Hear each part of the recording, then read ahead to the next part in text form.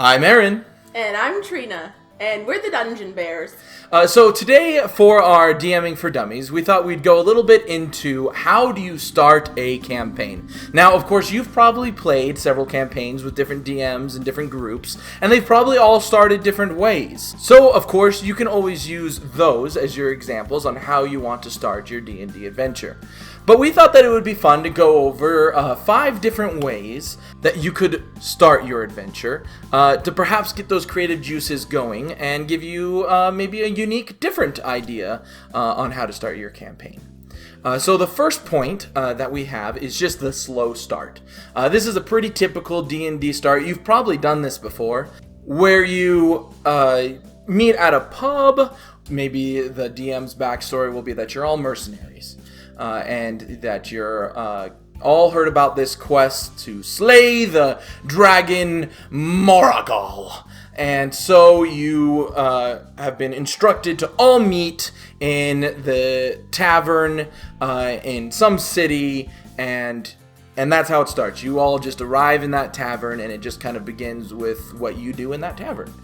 So it's really a really great way to start, to kind of get into your characters, to start separating yourself from your real life you versus your fantasy D&D you. And it gives you just a chance to really get going with role playing. And it gives you a chance for each of the player characters to get to know each other. It gives you a chance to perhaps introduce an important NPC, the quest giver.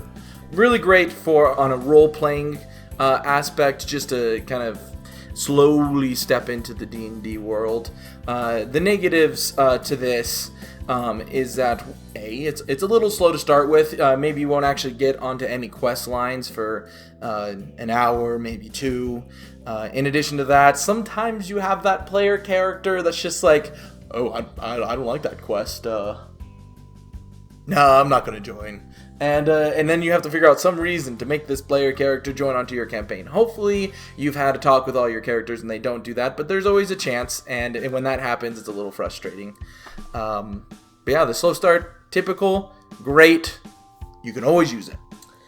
The second idea, a little bit more of a unique one, is to throw your players directly into a fight. So this is people who have come from wherever and just happen to be in the right place at the wrong time. These people are either attacked by bandits or they get thrown into the middle of a war. Either way, they are the only chosen few who step up to the task and fight the bandits or fight the soldiers or whatever they need to fight. This is a good way to start your players working together immediately. It's kind of a smash into, okay, you're in a situation, and go. It's also a great way to set up a brutal campaign, one where people are going to be dying a lot. And it sets up your world to be a place where danger is near, or at least the threat is. Then suggestion number 3 is just throw your player characters smack dab in the middle of an adventure. A really easy way to do this is that they all happen to be in the same prison at the same time, perhaps even thrown into the same cell. Perhaps they've told you in their backstory how they got into this prison or why they were kidnapped into this prison. Either way, they're here in this prison together, and perhaps tomorrow they will be unjustly executed, and they know that's going to happen. So they have to escape. And so they're just kind of thrown into this dangerous situation that's kind of exciting. They get to use their skills and abilities right from the start. The rogue gets to pickpocket the lock, and the barbarian gets to charge forward and knock out a guard. Either way, it's not so much talking, though as you strategize and come together, it allows that. But you have this adventure that you are kind of thrusted into, and that really is a bond that will unite the group and help them continue to stick together even after they leave that prison. The fourth way you can do this is just by throwing your players into a catastrophic event. This is a great way to establish the villain or the big bad evil guy right off the bat.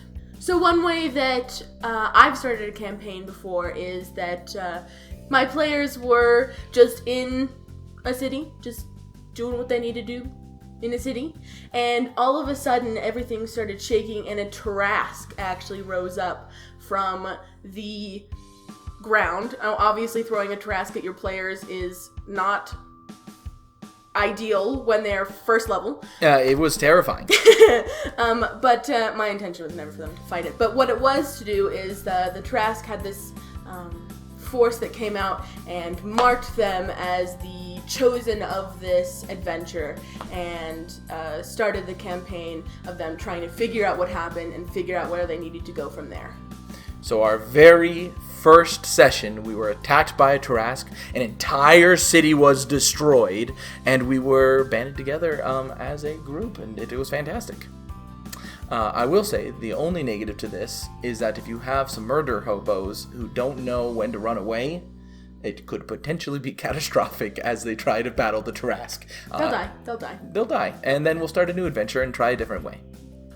Number 5, a quest from above. So this is some deity or messenger of the deity comes down, and for some reason it chooses this group and it asks them to do something for them. For example, there was a session that we had where one of the gods of the world came down and he met with the PCs, and he said, hey, there's this resistance group over here that's resisting the gods. They are killing innocent people. I need you to help me and take care of them. And somehow they had some way to make it so the god's influence couldn't pass a certain area. And so our group needed to go and help the gods, and they didn't feel like they could say no. Now this can set up for some interesting plot twists, such as maybe that original messenger or deity wasn't actually a messenger or deity. It was some demon in disguise who just tricked you into doing its bidding, or perhaps that deity is just a bad deity, and the resistance group is actually a great group of people. Either way, it sets up either for it sets up for a great quest in any number of ways, either for great plot twists or just for a simple adventure. It'll set the stage for your PCs rather well. So, in review, you could start out your campaign just slowly in a pub to slowly introduce your characters to each other and themselves. You could throw them in the middle of a fight where they have a chance of dying that very first session. You could throw them into an adventure where they get the chance to use their skills and ability with each other right then and there. Or you could have this catastrophic event happen that is just insane, kind of shakes them to their core, but helps unite them going forward.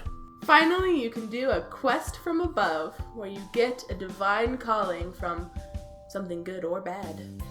So we hope you enjoyed our 5 suggestions or ideas of how you could start a campaign. If you've started a campaign in a cool or interesting way, we'd love to hear about it in the comments below. Be sure to like and subscribe, and we'll see you guys in the next video. Bye! Bye!